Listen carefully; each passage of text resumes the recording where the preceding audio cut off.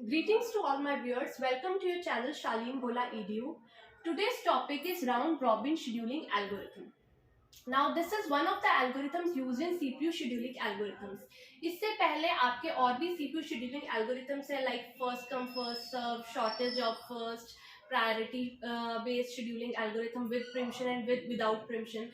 उसकी वीडियोस भी हमने इसकी ऑपरेटिंग सिस्टम की प्लेलिस्ट में डाली हुई है, तो अगर आपको उनमें भी कंफ्यूजन है तो वो जाकर आप देख सकते हैं। तो आइए स्टार्ट करते हैं round robin CPU scheduling algorithm को।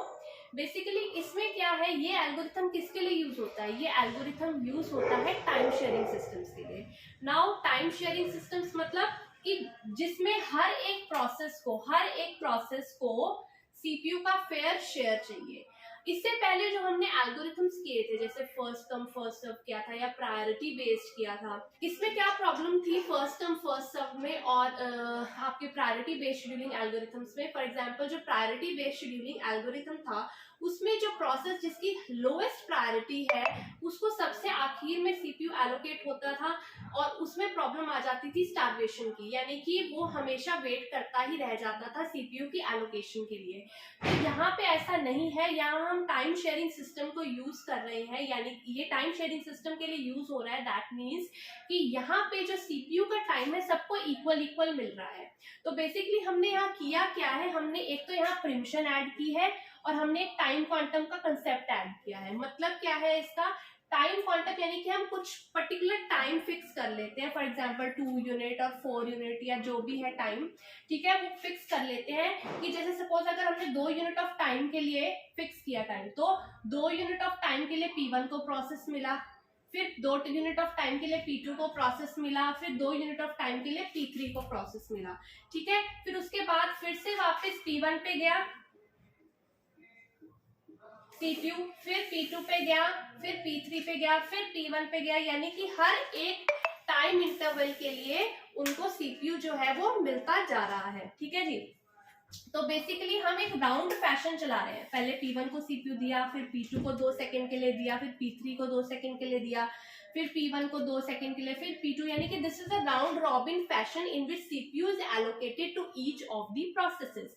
यानी कि यहाँ पे फेयर CPU एलोकेशन हो रही है, मतलब किसी को भी इनडेफिनेटली वेट नहीं करना पड़ रहा, जो हमारी प्रायोरिटी शेड्यूलिंग एल्गोरिथम की डिसएडवांटेज थी कि वहां स्टार्वेशन की प्रॉब्लम हो रही थी कि कुछ ऐसे प्रोसेसेस थे जो इनडेफिनेट वेटिंग में चले जाते हैं, लेकिन इसमें ऐसा नहीं है, सबको सीपीयू का फेयर शेयर प्रोवाइड हो रहा है। तो यहाँ पे अब प्रिम्पशन का भी कंसेप्ट है इसमें। ऑब्वियसली आप 2 सेकंड के लिए P1 को दे रहे हो, फिर CPU से लेके किसको दे रहे हो? P2 को दे रहे हो, फिर इससे CPU को लेके P3 को दे रहे हो 2 सेकंड के बाद, फिर 2 सेकंड के बाद P3 से लेके P1 को वापस दे रहे हो।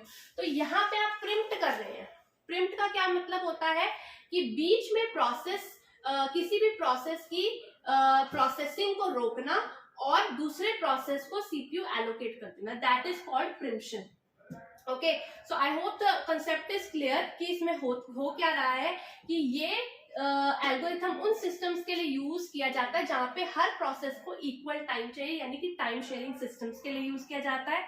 इसमें प्रिम्पशन होती है। प्रिम्पशन का मतलब है कि आपने सीपीयू को कुछ टाइम के लिए दिया, लेकिन अभी उसकी प्रोसेसिंग पूरी नहीं हुई, लेकिन उसे सीपीयू वापस लेके किसी और प्रोसेस को दे दिया, that is called preemption.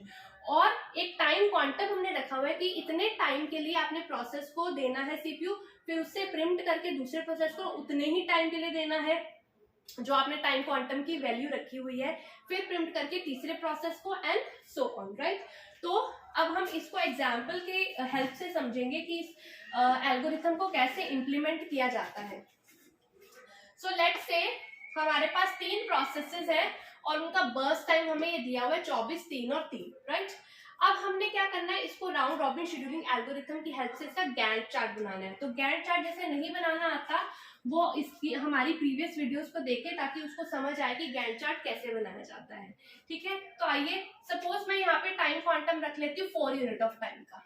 Okay, so let's start. We always know that हम हमेशा 0 टाइम से स्टार्ट करते हैं हमारे गैंट चार्ट को।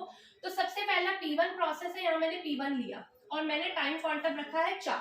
तो मैं क्या करूंगी, टाइम इंटरवल्स को 4 में डिवाइड कर लेती हूँ, like this. Okay, now see, P1 को 4 टाइम तक मिल गया, ठीक है। उसके बाद आती है P2 की बारी। अब P1 ने 4 अपना बर्स्ट टाइम कंज्यूम कर लिया है, तो 24 से काट के हम कितना कर देंगे, इसको 20 कर देंगे, ठीक है। अब P2 की बारी आई। अब देखिए P2 का तो बर्स्ट टाइम सिर्फ 3 है, तो इसको 4 देने की जरूरत नहीं है आपको, ठीक है। चलिए इसे 8 ही रखते हैं। तो P2 कहाँ खत्म हो जाएगा, 7 पे खत्म हो जाएगा, ठीक है। ये यानी finish, this is finished. Okay, now comes P3। अब P3 की टर्न आई है। P3 को 4 के लिए मिला, लेकिन उसका तो सिर्फ 3 ही है प्रोसेसिंग टाइम, तो ये भी 3 इंटरवल ऑफ टाइम के लिए चलेगा हमारे पास। 7 + 3 10, राइट। तो आइए अब आगे देखते हैं कैसा रहेगा हमारे पास।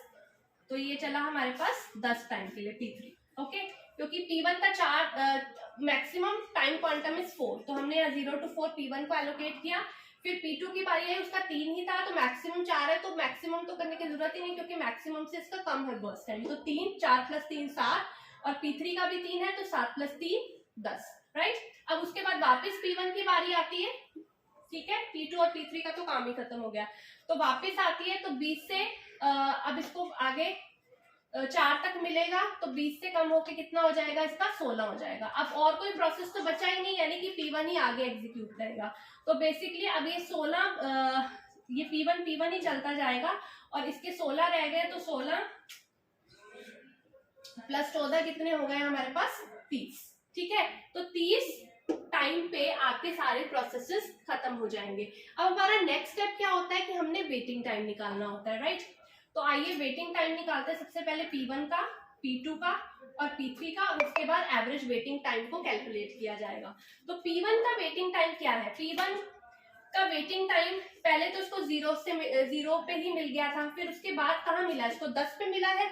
तो हम क्या करते हैं, और उसके बाद उसी के पास था, तो 10 - 4 10 - 4, ठीक है। क्योंकि यहाँ 4 तक मिला था और फिर यहाँ 10 से मिला, तो 10 - 4 इसका हो गया वेटिंग टाइम। तो 10 - 4 = 6, राइट। अब P2 को कब मिला, 4 पे मिला, तो यहाँ पे 4। P3 को कब मिला, 7 पे मिला, तो P3 7। तो हमारा एवरेज वेटिंग टाइम क्या निकल के आता है, it is 6 + 4 + 7 upon total number of processes, that is 3।